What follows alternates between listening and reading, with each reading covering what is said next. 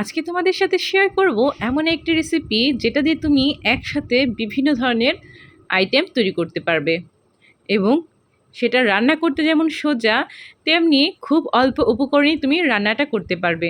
আর সবচেয়ে মজার বিষয় হলো তুমি এই একটা রেসিপি দিয়ে আরও 5-6টা রেসিপি তৈরি করতে পারবে। তো চলো আমার সঙ্গে এই রেসিপিটা শেয়ার করি আর তোমরা দেখতে থাকো। হ্যালো এভরিওয়ান, কেমন আছেন সবাই? আমি কোজাগরি তোমাদের সাথে শেয়ার করি নতুন নতুন রেসিপি। সন্ধ্যা হলে আমাদের বিভিন্ন ধরনের মুখরোচক কিছু খেতে ইচ্ছে করে, যেমন আলু পুরি কিংবা আলু পরোটা, হোক সেটা আলুর চপ কিংবা ডিমের চপ। এখন আমি তোমাদের সাথে শেয়ার করব এসব রান্না করার জন্য আলুর যে পুরটা রেডি করা হয় সেইটা। আলুর এই পুরটা তৈরি করার জন্য প্রথমেই পেঁয়াজ এবং মরিচ ভালোভাবে ভেজে নেব, একটু লালচে করেই ভাজবো। পেঁয়াজ এবং মরিচটা ভালোভাবে ভাজা হয়ে গেলে আগে থেকে সেদ্ধ করা আলু তার মধ্যে দিয়ে দেব। আলুটা সিদ্ধ করে ভালো করে ম্যাশ করে নিয়েছিলাম। এরপর পেঁয়াজ এবং মরিচের সাথে আলুটা ভালোভাবে মিশিয়ে নেব।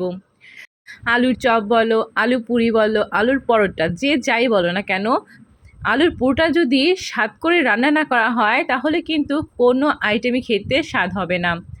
এই আলুর পুরটা বানানোর জন্য আমি একটি স্পেশাল মশলা তৈরি করেছি, সেইটা দিয়ে আমি এই আলুর পুরটা তৈরি করেছি, তাই তোমাদের সাথেও সেটা শেয়ার করব। এখন আমি আস্তে আস্তে বাকি মশলাগুলো দিয়ে দেব। প্রথমে আমি দিয়ে দিয়েছি এখানে মরিচের গুঁড়ো, এরপর দেব স্বাদ মতো লবণ। মরিচের গুঁড়ো তোমরা তোমাদের পছন্দ মতো দেবে, যেহেতু এখানে প্রথমেই কাঁচামরিচ কুচি করে দেওয়া আছে তাই ঝালটা তোমরা তোমাদের পছন্দ মতোই দিও। এরপর দিয়ে দিলাম বাসায় তৈরি বানানো সেই স্পেশাল মশলাটি, যার কারণে এই আলুর পুরটা অসাধারণ হয় খেতে। আশা করি তোমাদের কাছেও ভালো লাগবে আমার এই রেসিপিটি।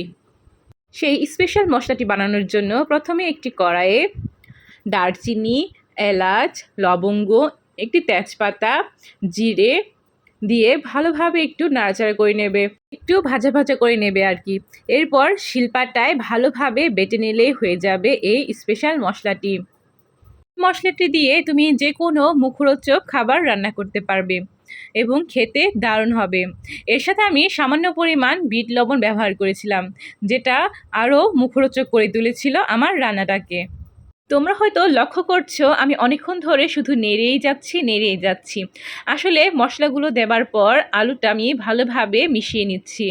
আর হ্যাঁ, রান্নাটা হওয়ার পর লবণটা একটু চেক করে নিও। এরপর যদি প্রয়োজন হয় তাহলে বাড়তি লবণ যোগ করে আবার একটু মিশিয়ে নিও। আমি সেটাই করছিলাম, আমার একটু লবণ কম হয়েছিল, তারপর আবার লবণ দিয়ে ভালো করে মিশিয়ে নিচ্ছি। আর আলুর পুরটা কিন্তু একদম রেডি। এই আলুর পুরটা দিয়ে আমি 3টি রেসিপি রান্না করেছিলাম, সেগুলো অবশ্যই শেয়ার করব তোমাদের সাথে। তাহলে বলো কেমন লাগলো আমার এই রেসিপিটি?